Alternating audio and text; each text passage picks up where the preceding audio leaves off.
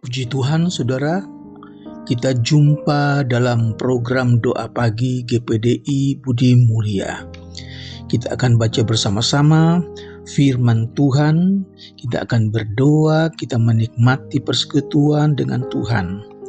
Sebelumnya, mari kita berdoa. Bapa yang kami panggil dalam nama Tuhan Yesus Kristus, kami mengucap syukur buat pagi ini Tuhan berikan kami tubuh yang sehat. Kami dapat lagi bersekutu, kami dapat membaca firman Tuhan, kami dapat berdoa bersama-sama. Memberkati persekutuan kami pagi ini dari awal sampai selesainya. Kami serahkan ke dalam pimpinan Roh Kudus. Di dalam nama Tuhan Yesus Kristus. Haleluya. Amin. Puji Tuhan, saudara, setiap orang percaya memiliki Roh Kudus dan dibenarkan oleh iman. Itu bukan karena melakukan hukum Taurat. Dalam Roma 8 ayat 9 bahwa setiap orang yang percaya maka Roh Kudus akan tinggal di dalam dia. Saudara, kita baca dalam Galatia pasal 3 ayat 2 dikatakan, hanya ini yang hendak ku ketahui daripada kamu, adakah kamu telah menerima Roh karena melakukan hukum Taurat atau karena percaya kepada pemberitaan Injil? Adakah kamu sebodoh itu? Kamu telah mulai dengan Roh, maukah kamu sekarang mengakhirinya di dalam daging? Jadi bagaimana sekarang? Apakah Ia yang menganugerahkan Roh kepada kamu dengan berlimpah-limpah dan yang melakukan mujizat di antara kamu berbuat demikian karena kamu melakukan hukum Taurat atau karena kamu percaya kepada pemberitaan Injil? Saudara, Paulus kecewa karena orang-orang Galatia begitu cepat beralih kepada Injil yang lain, saudara-saudara. Nah, untuk itu dalam Galatia pasal yang kelima, ayat 16 sampai 18, di sana dikatakan hidup menurut daging atau hidup menurut Roh. Ayat 16 dikatakan, maksudku ialah hiduplah oleh Roh, maka kamu tidak akan menurut keinginan daging. Ayat 17, sebab keinginan daging berlawanan dengan keinginan Roh, dan keinginan Roh berlawanan dengan keinginan daging. Karena keduanya bertentangan, sehingga setiap kali tidak melakukan apa yang kamu kehendaki. Akan tetapi, jikalau kamu memberi dirimu dipimpin oleh Roh, maka kamu tidak hidup di bawah hukum Taurat. Saudara, perlunya kita ambil satu perbedaan. Apakah kita mau hidup menurut pimpinan Roh atau kita hidup dengan keinginan daging? Orang percaya dapat mengalahkan kuasa dosa, yaitu dengan melawan keinginan-keinginan daging. Akibat dosa datanglah masalah-masalah. Akibat dosa datanglah berbagai macam penyakit, bermacam-macam persoalan dan kesusahan.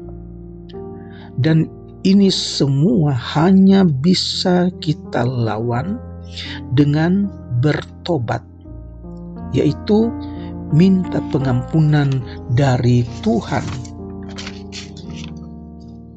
Banyak kali kita mengalami masalah, kesulitan, kesukaran, kesusahan itu karena kesalahan kita sendiri.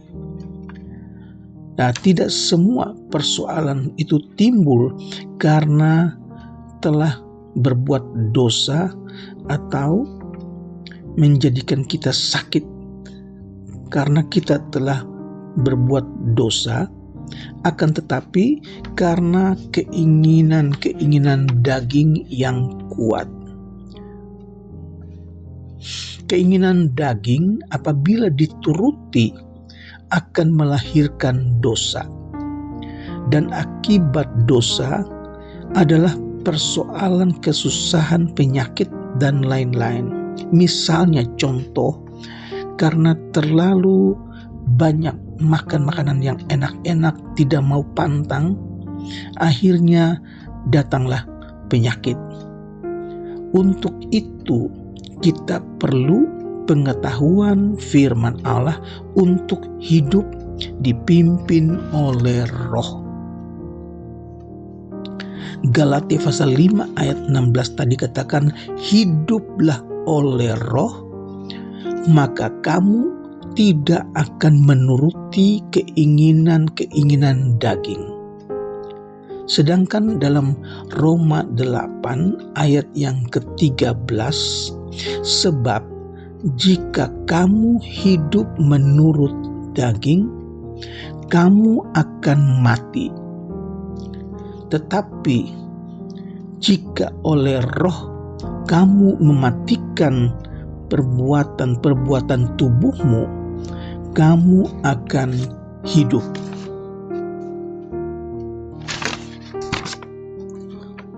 Memang manusia memiliki kehendak bebas, dan kehendak yang mana yang akan kita lakukan, maka kehendak itulah yang akan terjadi, yang akan menang. Nah, kalau kita memberi diri kita kepada keinginan-keinginan daging, hidup kita akan dipimpin oleh keinginan-keinginan daging tadi. Tetapi kalau kita memberi diri kita dipimpin oleh Roh, maka Roh yang akan memimpin kita, Roh yang akan menguasai kita, karena kehendak Roh berlawanan dengan keinginan daging. Kehendak bebas kita harus disertai dengan ketaatan kepada Tuhan. Dan untuk memperoleh kemenangan atas dosa, sumber dari masalah dan sumber dari penyakit, maka orang percaya harus memiliki pengertian akan firman Allah dan memberi diri untuk hidup dikuasai oleh Roh. Maka pada firman Allah serta mengucap syukur dalam segala hal. Nah, inilah konsep hidup berkemenangan. Inilah yang kita rindukan, adalah orang-orang percaya yang menang, yang disediakan Allah. Kita ingin terlepas dari masalah, kita ingin terlepas dari sakit penyakit, dari kesusahan, maka kita harus bebas dari dosa. Manusia memang berdosa, tetapi kita harus melawan dosa. Puji Tuhan. Nah, rahasianya ialah tunduk kepada Roh, bukan kepada daging. Dalam Roma pasal yang ke-8 ayat yang ke-13, sebab jika kamu hidup menurut daging, kamu akan mati. Tetapi jika oleh Roh kamu mematikan perbuatan-perbuatan tubuhmu, kamu akan hidup. Puji Tuhan. Jadi jika seorang yang terus-menerus mematikan perbuatan-perbuatan buruk tubuh, maka dia sedang dipimpin oleh Roh. Dan orang-orang yang dipimpin oleh Roh, mereka itu adalah anak-anak Allah. Haleluya. Siapa yang tidak memiliki Roh Kristus, dia bukan milik Kristus. Saudara, tetaplah hidup dipimpin oleh Roh. Untuk itu kita perlu dekat dengan Tuhan. Kita perlu minta supaya Roh Kudus tetap tinggal di dalam kita. Puji Tuhan. Mari kita berdoa kiranya firman Tuhan ini membuat kita semakin rindu, tidak tenggelam di dalam keinginan-keinginan daging, tetapi keinginan supaya dipimpin oleh Roh, sehingga kita benar-benar menjadi anak Allah yang diberkati. Mari kita berdoa.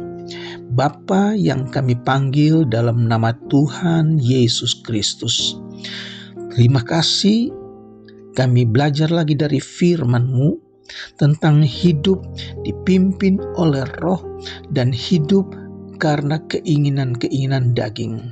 Berikan kami kekuatan melalui firman Tuhan. Urapi kami dengan Roh-Mu supaya hidup kami dikuasai oleh Roh Kudus. Terima kasih ya Bapa. Saat ini hamba-Mu berdoa buat mereka yang sedang sakit, mereka yang sedang dirawat di rumah sakit, dalam keadaan tubuh lemah di rumah Tuhan. Kami berdoa dalam nama Yesus, bilur-bilur Yesus menyembuhkan sakit penyakit mereka. Tuhan, mereka yang ada dalam kelemahan tubuh, Tuhan berikan kekuatan. Mereka yang sedang dalam pergumulan, mereka yang dalam kesusahan ya Tuhan, berikan penghiburan. Kiranya Tuhan berikan jalan keluar, Tuhan berikan kemenangan supaya dengan iman mereka percaya Tuhan tidak tinggalkan mereka. Terima kasih Tuhan. Kami berdoa buat anak-anak sekolah, Tuhan berikan mereka apa yang mereka perlukan, biaya-biaya sekolah Tuhan cukupkan. Terima kasih. Kami berdoa buat rumah tangga Kristen. Tuhan berikan damai sejahtera dan sukacita di dalam keluarga. Suami, istri, dan anak-anak Tuhan berkati. Terima kasih Tuhan. Hamba-Mu berdoa sehati untuk pemilihan umum yang akan datang tanggal 14 Februari. Mohon kiranya Tuhan berkemurahan kepada bangsa kami Indonesia. Berikan ketenangan ya Tuhan, biar semua dapat berjalan dengan lancar. Biar Tuhan yang kami puji, Tuhan yang kami sembah. Terpujilah nama-Mu Tuhan.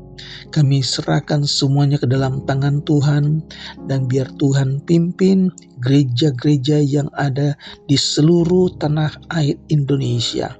Berikan kami kebebasan untuk beribadah. Berikan kami sukacita untuk beribadah. Nama Tuhan dipuji dan dibesarkan. Kami alaskan doa kami di dalam nama Tuhan Yesus Kristus.